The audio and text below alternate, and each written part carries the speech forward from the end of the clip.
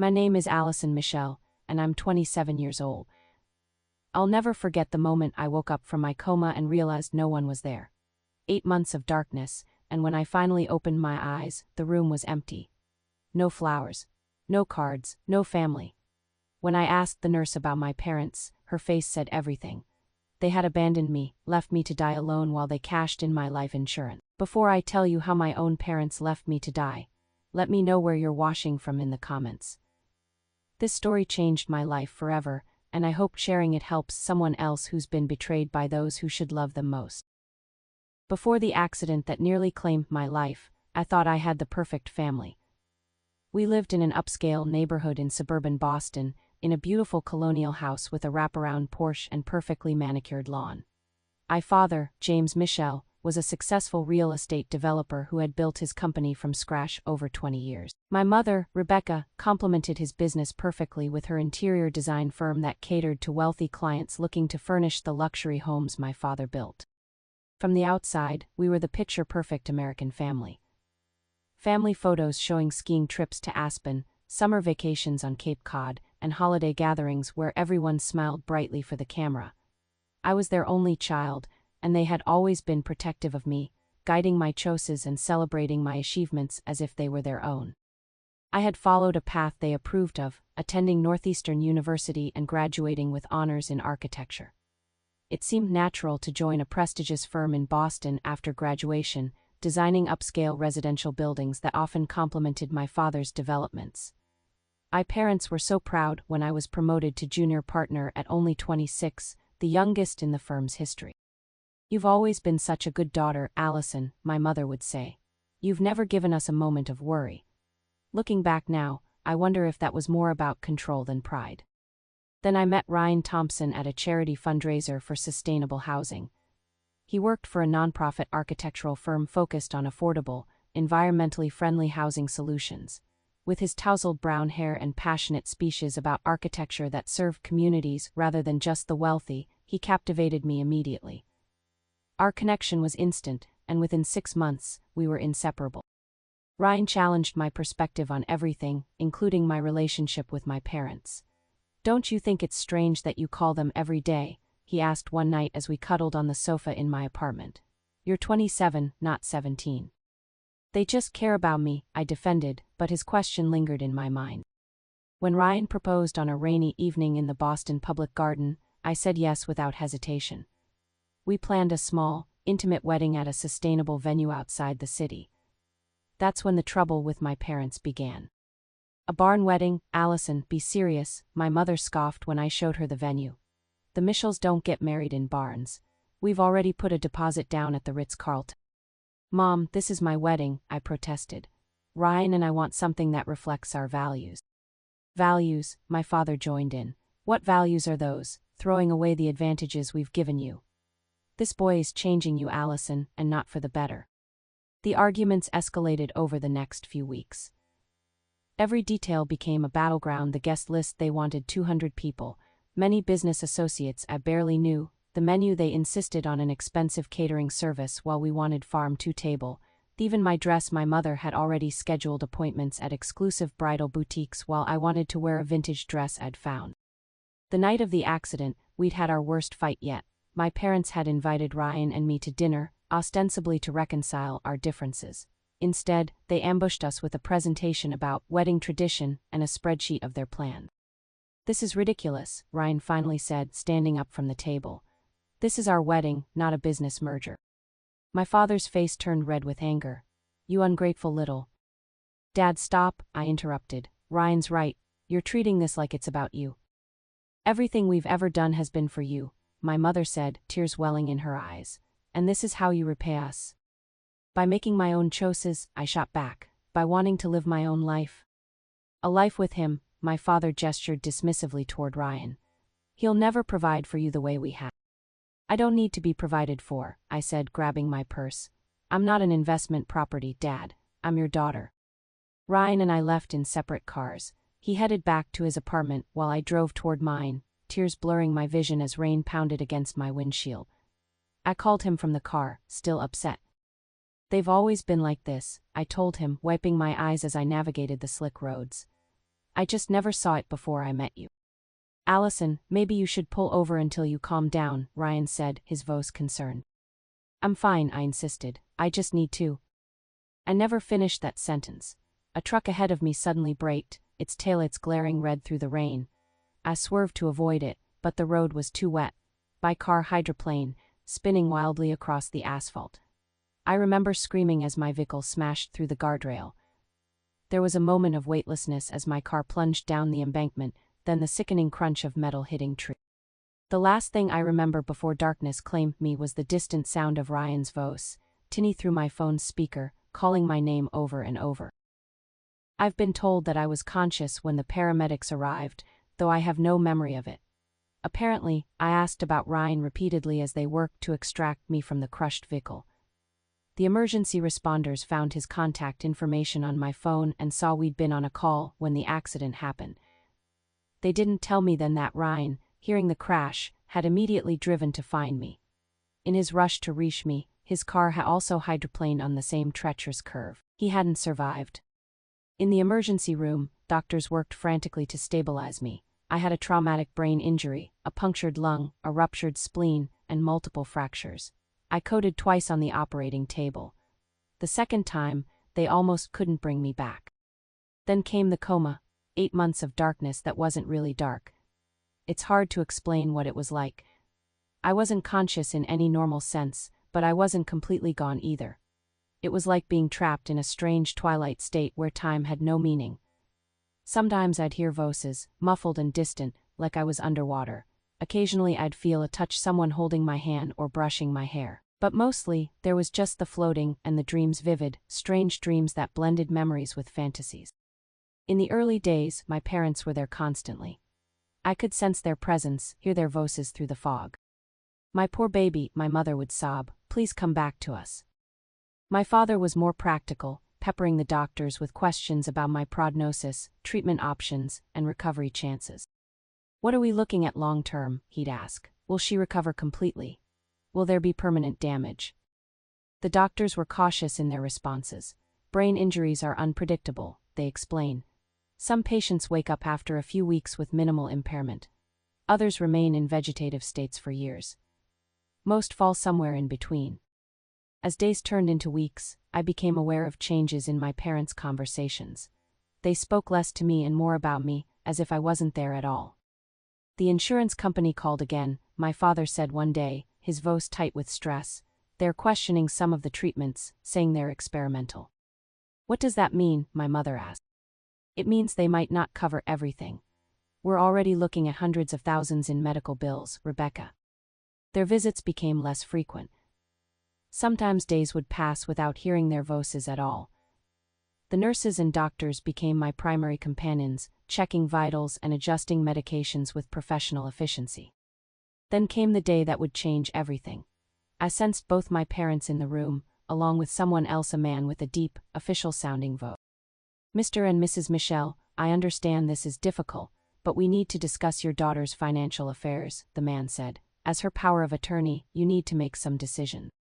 What about her life insurance policy? My father asked. The one through her firm.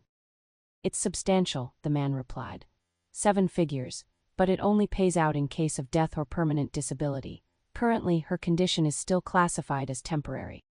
There was a long silence. I felt my mother's hand squeeze mine, then withdraw. Dr. Stevens said there's very little brain activity, my father said slowly. He said the chances of meaningful recovery are minimal. James, what are you saying? My mother's voice trembled. I'm saying we need to be realistic, Rebecca. It's been almost 5 months. The medical bills are draining our savings. Her apartment, her car payments, her student loans, were covering all of it. And for what? So she can lie here indefinitely. She's our daughter. And we've done everything we could, but we have to think about our future too. The business is struggling. The Westwood project fell through. We're not as secure as everyone thinks.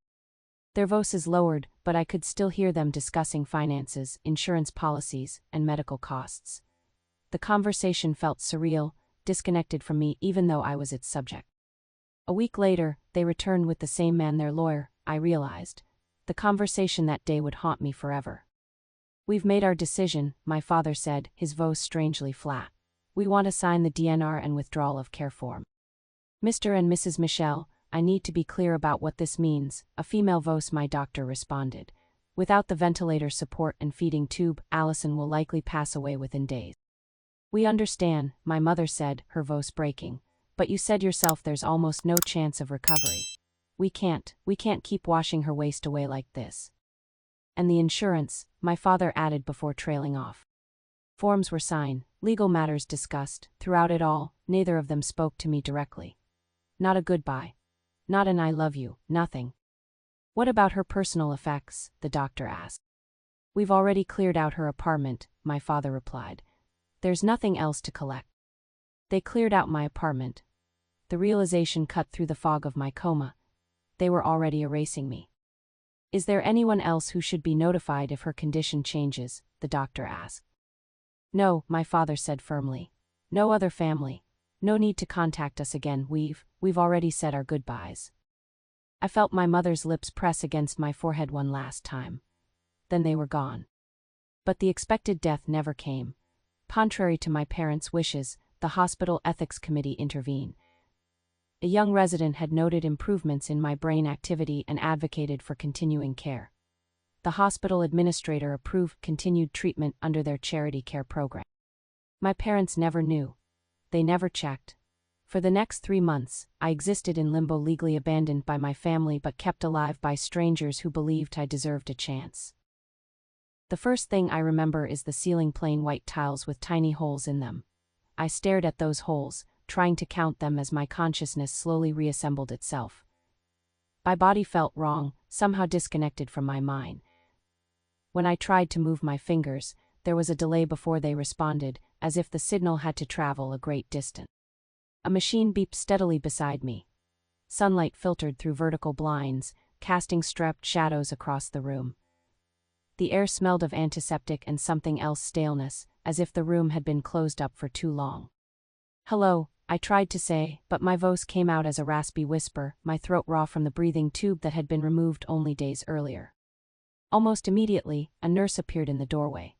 She was young, with dark hair pulled back in a ponytail and kind eyes that widened when she saw me looking at her. You're awake, she exclaimed, rushing to my bedside. I'm Melissa, can you hear me? I nodded slightly, wincing at the stiffness in my neck. That's wonderful, she said, pressing a button beside my bed. Just lie still, the doctor will be here soon. Water, I managed to croak. She held a cup with a straw to my lips, supporting my head as I took small sips. The cool liquid was the most delicious thing I'd ever tasted. Where? I began, trying to formulate the question. How long? Melissa's smile faltered slightly. You've been in a coma for 8 months, Allison. There was an accident. 8 months. The words didn't make sense at first. How could I have lost 8 months of my life? Memories began to surface: the fight with my parents, driving in the rain, the sudden swerve. Ryan? I asked, my heart rate increasing. My fiancé? Melissa looked away, adjusting my Roman 4 line. Let's wait for the doctor to explain everything.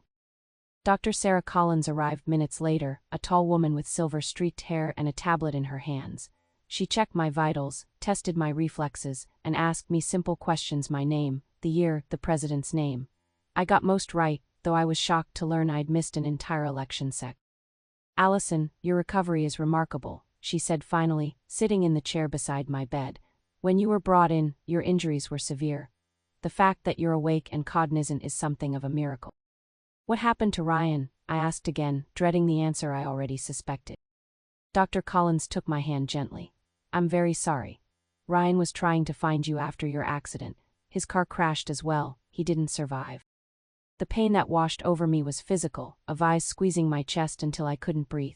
Tears streamed down my face as I remembered his voice, his laugh, the future we had planned together. Gone. All gone.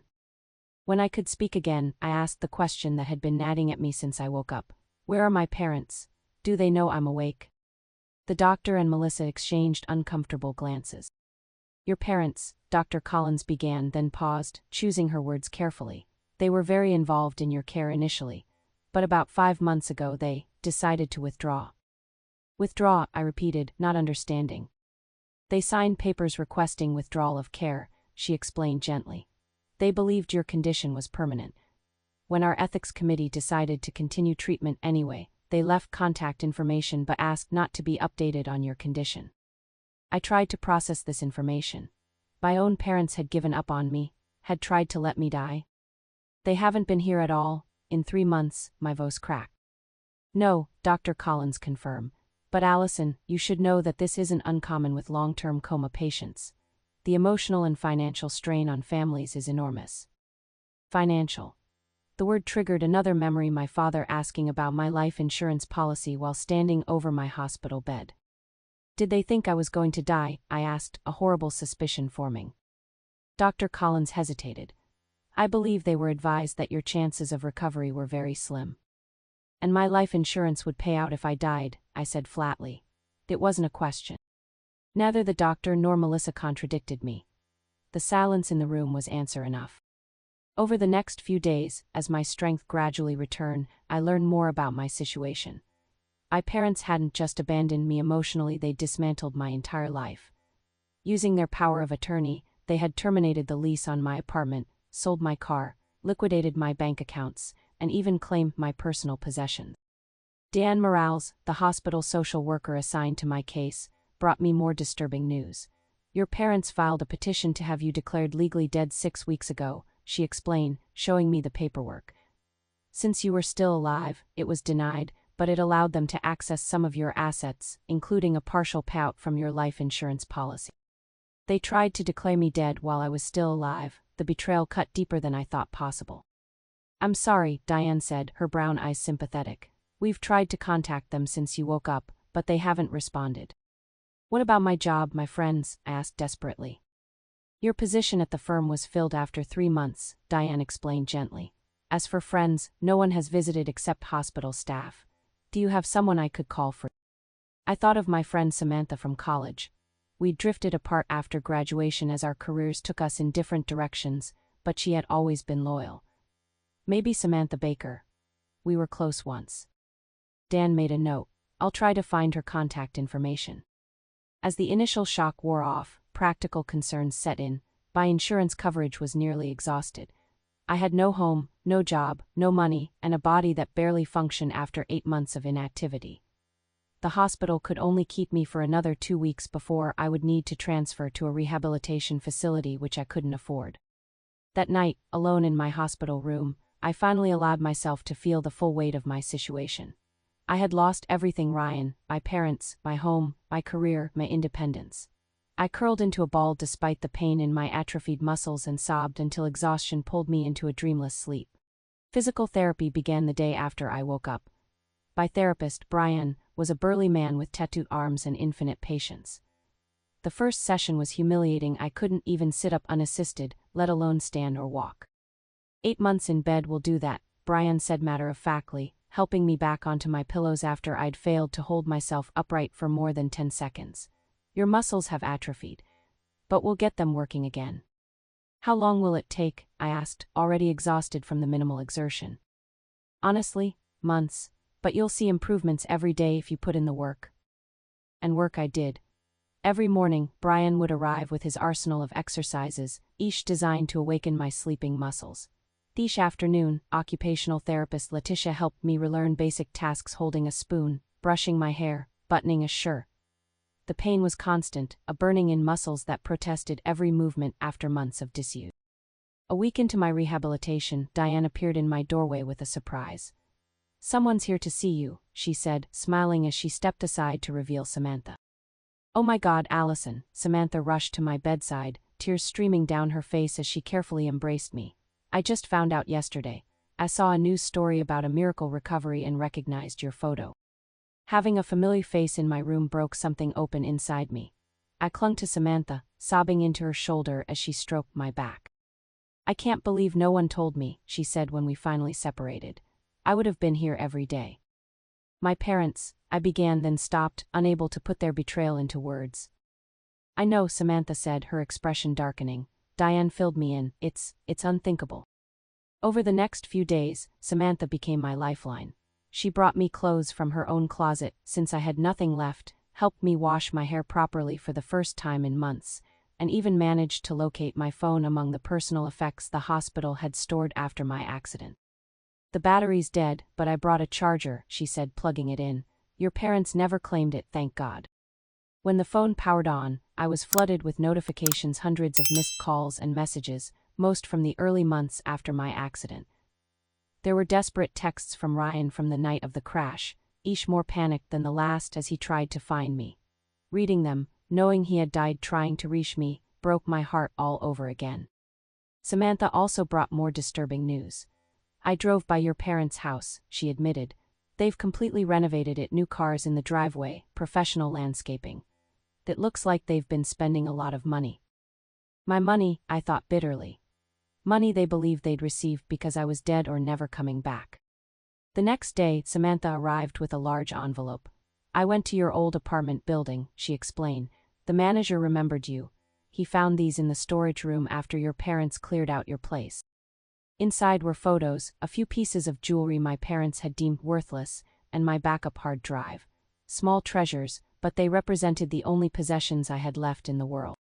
As I scrolled through old photos on the hard drive, I came across financial documents I'd backed up, bank statements, tax returns, insurance policies. Among them was the life insurance policy from my employer, which I'd completely forgotten about. The beneficiary was listed as my parent. $2 million, I whispered, staring at the figure. That's why they gave up on me. That's why they wanted me declared dead. We need to talk to a lawyer, Samantha said firmly. What they've done has to be illegal. As if on cue, there was a knock at my door. A tall woman with short silver hair and sharp eyes entered, introducing herself as Catherine Wells. I'm part of the hospital's pro bono legal program, she explained. We offer services to patients who have experienced extraordinary circumstances. Your case was brought to my attention. I learned later that Melissa, my nurse, had contacted Catherine after overhearing my conversations with Diane about my parents' action. Catherine listened intently as I explained everything: my parents' abandonment, their attempt to have me declared dead, their liquidation of my assets. Her expression grew increasingly grim. What they've done constitutes fraud, conversion of property, and potentially elder abuse, despite your age, due to your incapacitated state, she said when I finished. They had a fiduciary duty to act in your best interests as your power of attorney, not their own. We have grounds for both civil and criminal cases against them. I want them to face consequences, I said, surprising myself with the hardness in my voice. I want them to look me in the eye and explain why they left me to die. The next few weeks were a blur of therapy sessions and legal meetings. My strength improved gradually, first sitting up independently, then standing with a walker, then taking tentative steps with Brian's support. Each small victory felt monumental after months of immobility. The hospital's charity program extended my stay, but I knew I couldn't remain there indefinitely. Samantha offered her spare room, but her third-floor walk-up apartment wasn't accessible in my condition. Help came from an unexpected source. Marcus, the night shift janitor who often stopped to chat during his rounds, mentioned his sister had a vacant ground-floor apartment in her building. It ain't fancy, he warned, showing me photos on his phone. But the rent's cheap and it's got no stairs. The small one-bedroom apartment was indeed basic, but it was clean and, most importantly, affordable with the emergency assistance Diane had arranged through social services. 2 months after waking from my coma, I moved into my new home, with a hospital bed rented through Medicare and second-hand furniture donated by hospital staff. Catherine's investigation into my parents' actions had uncovered disturbing details. They had sold my car and furniture, closed my bank accounts, and even cashed out my 401k, incurring massive penalties. All told, they had appropriated over $300,000 of my assets, plus the partial life insurance payout of $500,000 the company had released when my parents presented the petition to declare me dead. They claimed they needed the money for your ongoing medical care, Catherine explained, disgust evident in her voice.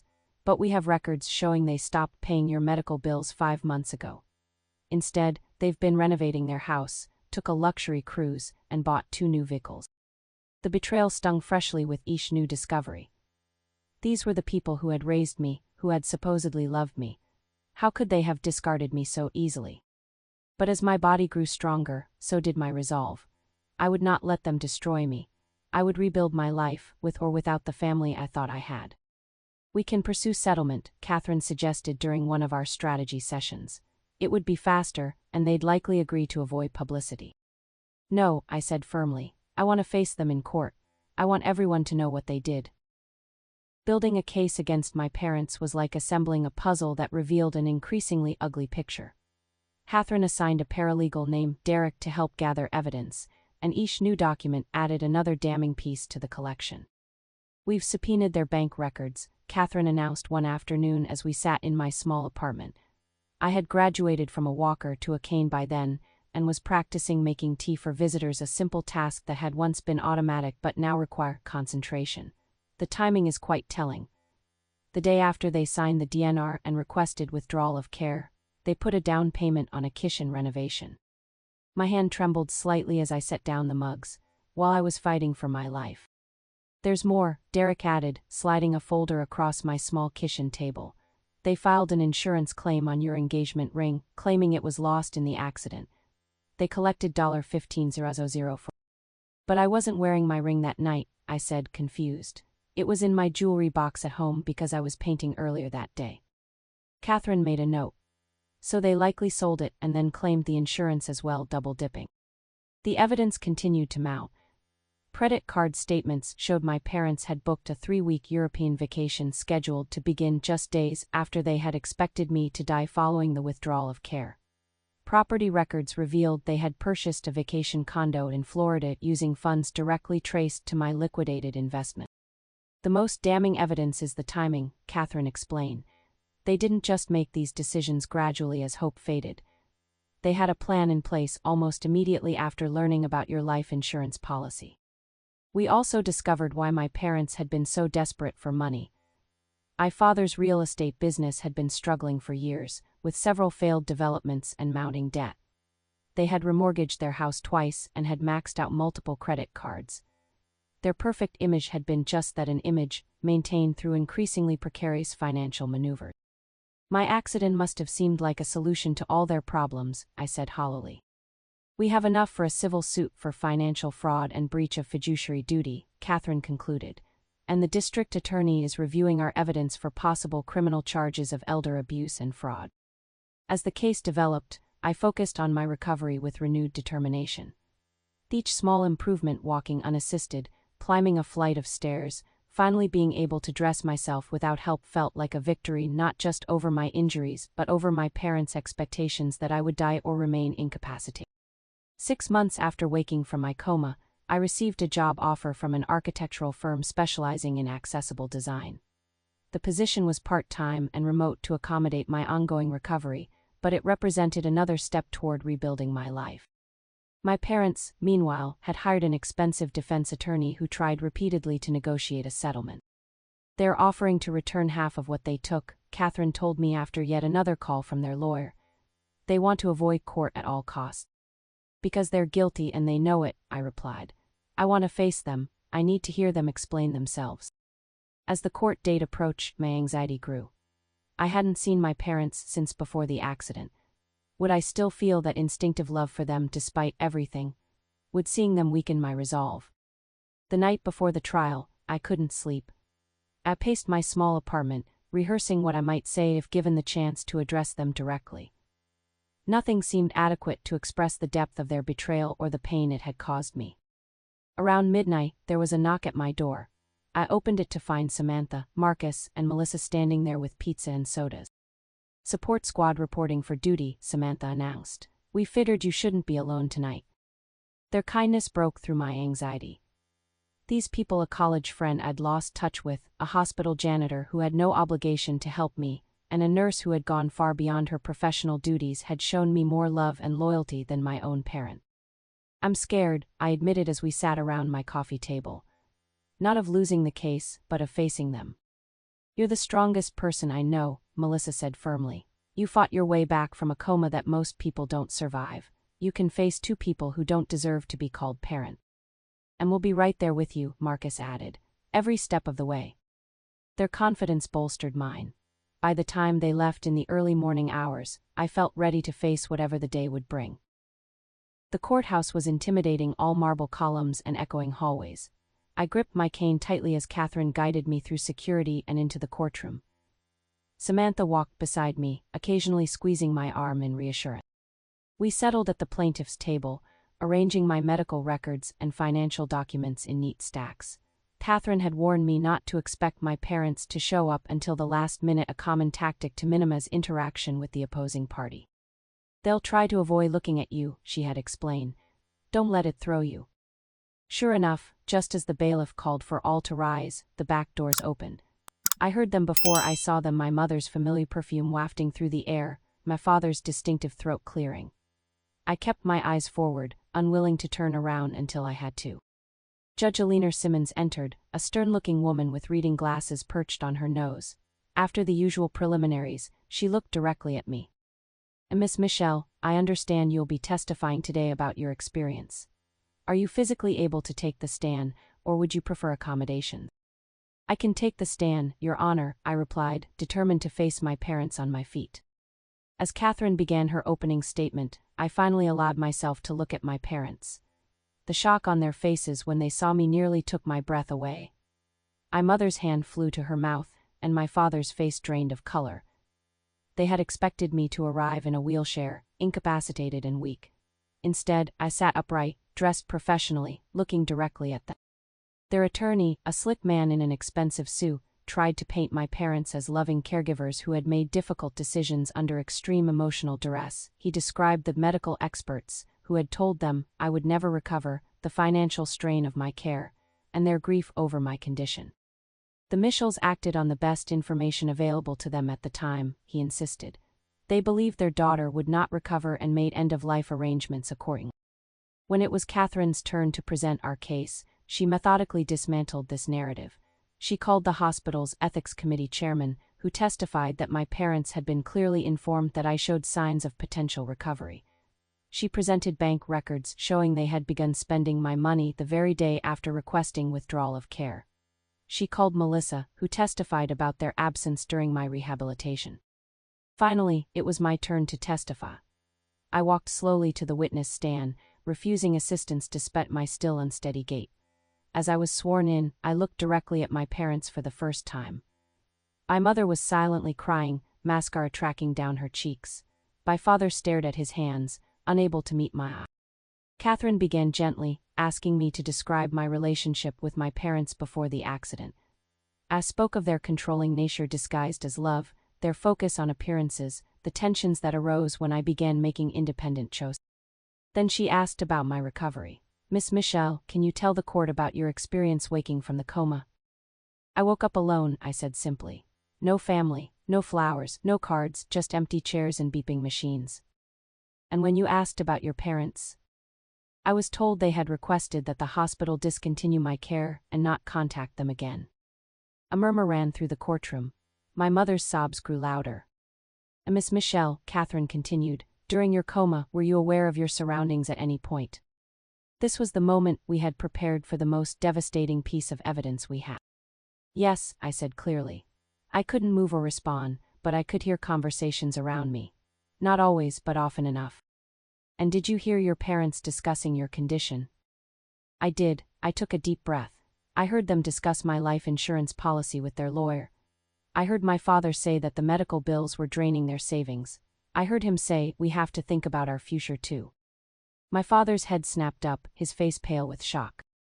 I heard them instruct the hospital not to contact them again. My voice grew stronger as I continued. I heard my mother's footsteps leaving the room for the last time. I heard everything, and I was powerless to respond. Catherine approached with a document. "Your Honor, this is Miss Michel's medical record from the date her parents requested withdrawal of care. You'll note the attending neurologist documented increased brain activity consistent with awareness, which is why the ethics committee intervened." The judge examined the document, her expression grave.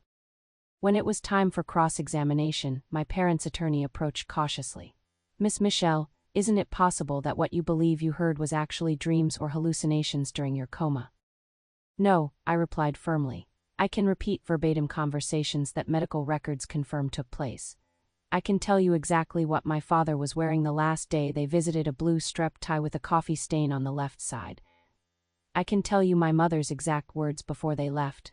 'I can't do this anymore, James, let's go home.'" My mother gasped audibly. The tie I had described was my father's favorite, one he often wore to important meetings. The coffee stain had happened that morning when he was rushing to leave for the hospital. The defense attorney faltered, glancing back at my parents, who looked stricken. He asked a few more half-hearted questions before returning to his seat. As Catherine called her final witness, a forensic accountant who detailed exactly how my parents had spent my money, I watched their composure crumble entirely. My mother wept openly now, while my father's hands shook as he loosened his collar. When both sides had presented their cases, Judge Simmons called a brief recess before delivering her ruling. In civil cases like this one, no jury was required. The judge alone would determine the outcome. Those 30 minutes were the longest of my life. I sat quietly with Catherine and Samantha, while across the aisle, my parents huddled with their attorney, occasionally glancing in my direction with expressions ranging from fear to what almost looked like regret.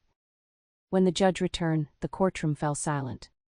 In my 30 years on the bench, she began, I have rarely encountered a case that so clearly demonstrates breach of fiduciary duty and exploitation of an incapacitated individual. The evidence shows not only that the defendants appropriated the plaintiff's assets for their personal use, but that they did so with the full knowledge that she might recover. She turned her stern gaze directly to my parents. Mr. and Mrs. Michel, as parents and legal guardians, you had both a moral and legal obligation to act in your daughter's best interests. Instead, you treated her as if she were already deceased, dividing her assets while she fought for her life.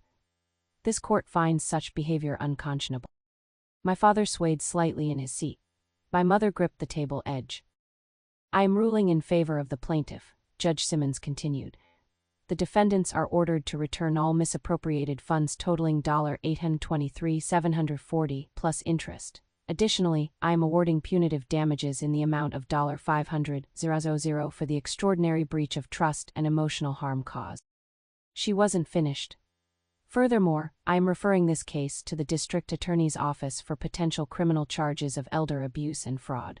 And finally, I am issuing an order preventing the defendants from accessing the remainder of Miss Michel's life insurance policy or any other assets that may come to light.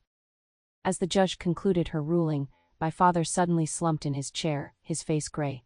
My mother cried out, collapsing beside him.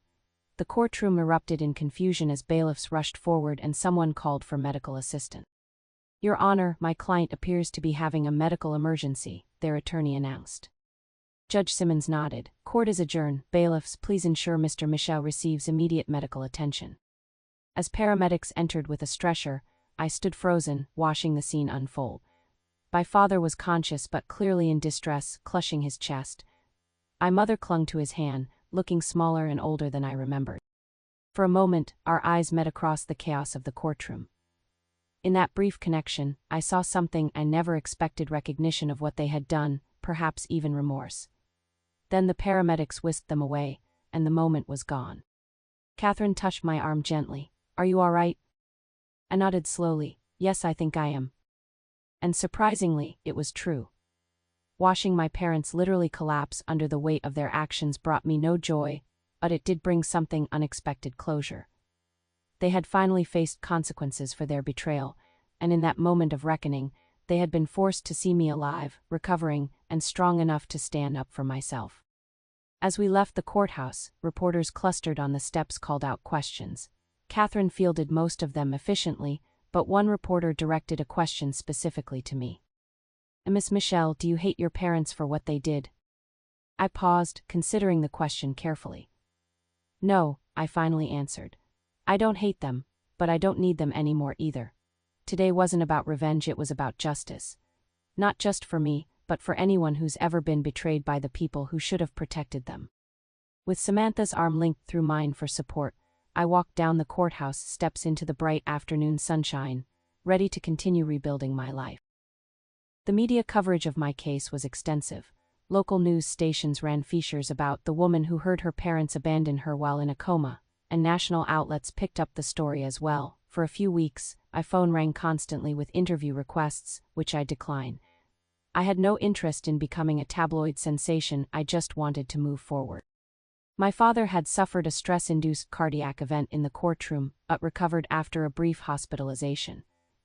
My parents paid the court-ordered restitution in full within 30 days, liquidating assets and taking out loans to meet the judgment. The district attorney ultimately charged them with financial elder abuse and fraud, resulting in 5 years of probation and community service hours but no jail time due to their lack of prior criminal history. Once the legal battles were behind me, I could focus fully on rebuilding.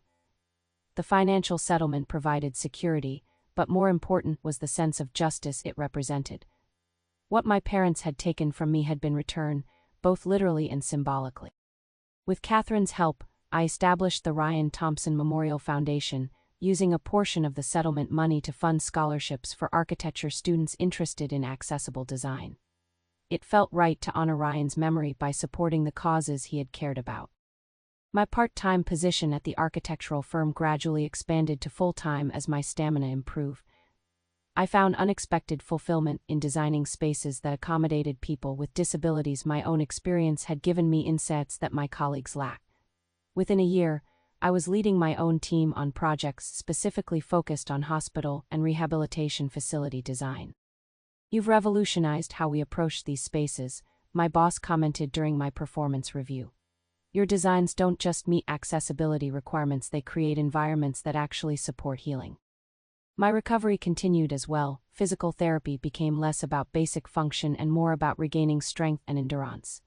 2 years after waking from my coma, I completed a 5K walk to raise funds for brain injury research, with Samantha, Marcus, and Melissa cheering me on at the finish line. These 3 people, along with Catherine, had become my chosen family. We celebrated holidays together, supported each other through challenges, and shared joys both big and small.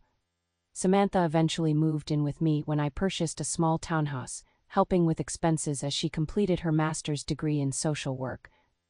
Marcus's sister became a close friend, hosting monthly dinner parties for our growing circle. Melissa introduced me to her brother David, and while romance wasn't immediately on my mind, our friendship gradually deepened into something more. As for my parents, I maintained the boundaries I had established. They had sent letters of apology after the trial, filled with explanations and pleas for reconciliation. I read them but didn't respond.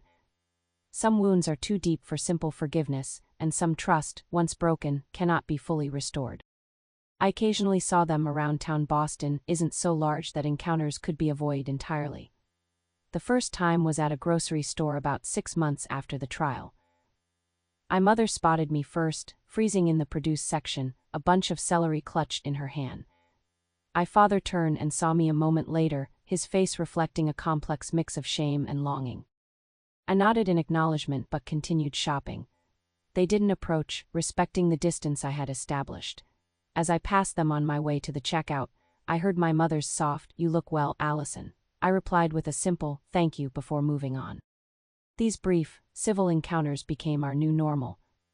No reconciliation, but no ongoing animosity either. They had made their choices, and I had made mine. They continued their lives in a smaller house, with fewer luxuries, carrying the weight of what they had done. I built a new life, surrounded by people who had earned my trust through their actions rather than claiming it through biological connection. The trauma of betrayal never fully disappears. Even years later, I sometimes wake from nightmares of being trapped and abandoned, unable to call for help. But these episodes grow less frequent with time, and I've learned techniques to ground myself when they occur. The most important lesson I've taken from my experience is that family isn't defined by blood but by love, loyalty, and actions. The people who stood by me when I had nothing to offer in return, those are my true family. They saw value in me beyond what I could provide or produce. They recognized my humanity when my own parents had reduced me to a financial calculation. I've also learned about my own resilience. When I first woke from that coma to an empty room, I couldn't imagine finding happiness again. The losses seemed too enormous. Ryan, my parents, my career, my independence. Yet here I am, not just surviving but thriving. Not because I'm extraordinary, but because humans have an remarkable capacity to adapt and rebuild. If you're watching this and feeling betrayed by someone you trusted, know that their actions reflect their character, not your worth. Know that healing isn't linear. Some days will be harder than others. And know that you can build something beautiful from the ashes of betrayal. Not immediately, and not without help, but eventually. My name is Allison Misha, and my parents left me alone in a coma at the hospital. They saw me as expendable, as a means to an end. But when they saw me in court standing on my own 2 feet, speaking my truth, they collapsed under the weight of their own choices. And I walked away, step by determined step, into a life rebuilt on my own terms. Have you ever had to rebuild your life after betrayal? What helped you through that process? Let me know in the comments below. And if my story resonated with you, please hit like and subscribe to support others sharing their journeys of recovery and resilience. Thank you for listening, and remember, sometimes the family we choose is more valuable than the family we're born into.